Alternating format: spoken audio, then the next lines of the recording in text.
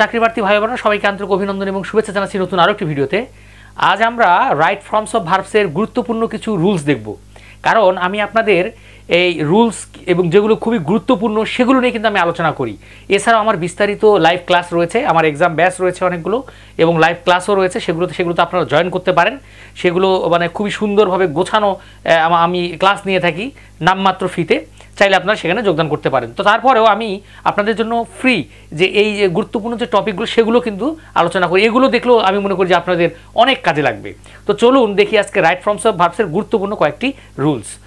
এখানে right forms of ভার্বসের আমি rules যেটি লিখেছি দেখেন, এখানে প্রথম যে রুলসটি লিখেছি সেটি হচ্ছে just now, already, yet, ever এবং লেটলি।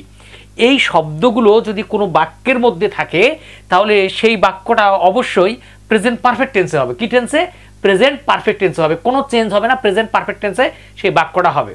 কি থাকলে আমি আবার যদি বলি জাস্ট নাও, আমি আবার যদি বলি জাস্ট নাও, তারপর হচ্ছে অলরেডি, ইয়েট, ইভার এবং লেটলি, এগুলো যদি থাকে, তারপর আবার হচ্ছে রিসেন্টলি, এগুলো যদি থাকে কোনো বাক্যের মধ্যে তাহলে সেই বাক্যটি নির্দ্বিধায় আমাদের হচ্ছে কি প্রেজেন্ট পারফেক্ট টেন্স হবে। আমরা জানি প্রেজেন্ট পারফেক্ট টেন্স, আমরা জানি সেটা সেই প্রেজেন্ট পারফেক্ট টেন্সে হবে। যেমন আই ব্র্যাকেট দিয়ে আছে saw him recently, I saw him recently. এখানে দেখেন তাহলে হচ্ছে যে আমি যেহেতু বলছি এটা রিসেন্টলি রয়েছে, এই যে রিসেন্টলি শব্দটি রয়েছে তাহলে এটা অবশ্যই কি প্রেজেন্ট পারফেক্ট টেন্সে, তাহলে হ্যাভ হ্যাজ থাকতে হবে। তাইলে আর ভার্বের V3 হবে, হ্যাভ হ্যাজ থাকবে, কি থাকবে? হ্যাভ হ্যাজ থাকবে আর ভার্বের V3 থাকবে, তাই না? তাহলে দেখি তাহলে আয়ের পরে কি হয়? হ্যাভ, এই যে হ্যাভ, তারপর হচ্ছে সর V3 হচ্ছে সিন, এই I have seen him recently, এটার অ্যান্সার হবে I have seen him recently.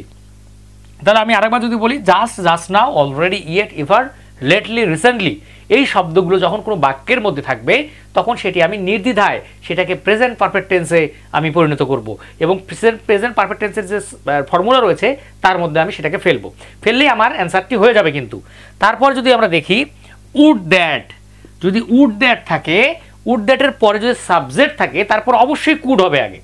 Would দ্যাটের পরে যদি সাবজেক্ট থাকে তাহলে অবশ্যই সাবজেক্টের পরে কুড বসাতে হবে। যেমন একটা উদাহরণ দেখি, এই যে উড দ্যাট আই কুড, এই যে সাবজেক্টের পরে আমি কি দিয়েছি? I could go to home, ঠিক আছে? I could go to home, ঠিক আছে? তাহলে উড দ্যাট থাকলে তাহলে সাবজেক্টের পরে অবশ্যই আমাদের কুড হবে।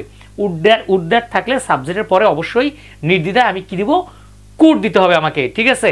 Would that I could go to home. Okay, তারপর আমরা একটু দেখি it is time, it is high time, wish, এটা খুবই গুরুত্বপূর্ণ। এই জিনিসটাকে মিস করাই যাবে না, এই জিনিসটাকে বাদ দেওয়াই যাবে না, সব কিছু বাদ দিলে এই জিনিসটাকে বাদ দেওয়া যাবে না।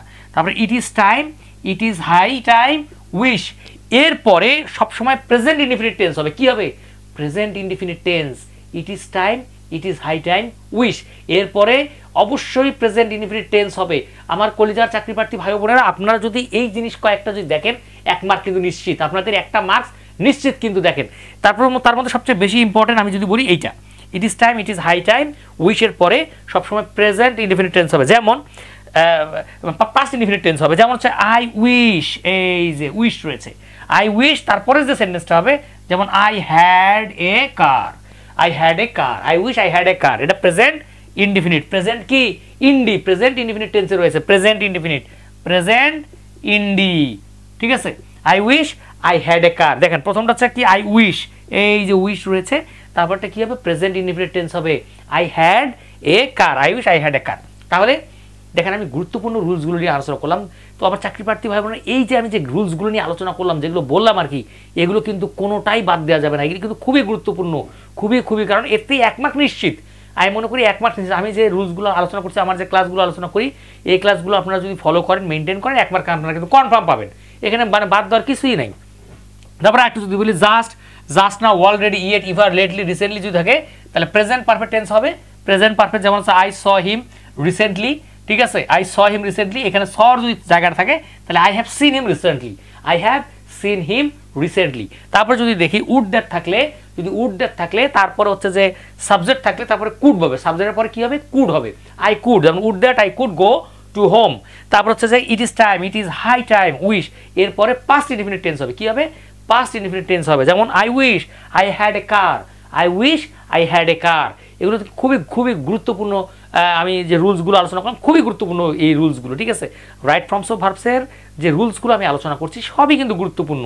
তাহলে আপনাদের যদি ইংরেজির আরও কিছু জানার থাকে অবশ্যই আমাকে কমেন্ট বক্সে জানাবেন, আমি আপনাদের খুব সুন্দর করে ক্লাস নিব। আপনারা এগুলোই আপনারা নোট করে রাখবেন খাতায়, দেখবেন যে এগুলোই বারংবার বিভিন্ন পরীক্ষায় আসে। তাহলে আমার চাকরি প্রার্থী ভাই ও বোনেরা, এই ছিল আজকের মতো ক্লাস। যদি আমার ক্লাসটি ভালো লেগে থাকে অবশ্যই আপনার ক্লাসটা শেয়ার করে দিবেন, যেন সারা বাংলাদেশের বেকার ভাই ও বোনেরা যারা রয়েছে সবাই যেন পায়। ধন্যবাদ আপনাদের সবাইকে।